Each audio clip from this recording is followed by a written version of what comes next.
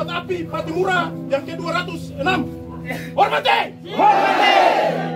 Prosesi perayaan Hari Patimura telah dimulai di Negeri Tuhaha, Kecamatan Saparua Timur, Minggu, 14 Mei 2023. Di Negeri Tuhaha, api Patimura akan dinyalakan Kapitan Aipasa. Prosesi perayaan dimulai dari rumah tua Aipasa, tepat pukul 1 WIB. Anak-anak adat dipanggil dengan tiupan bia dan tifa. Setelah seluruh anak adat berkumpul, dilanjutkan dengan cakalele ke Baileo Negeri. Pantauan tribunambon.com, anak adat mengenakan pakaian berwarna hitam dan merah. Tak lupa kain merah dan lenso berang diikat. Api Patimura nantinya akan dinyalakan di Gunung Saniri, tempat para kapitan memantau penjajah.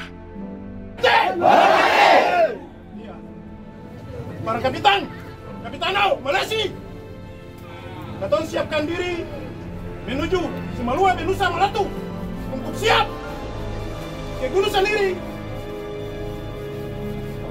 Kiri Sunar buat api Patimura yang ke-206. Hormati!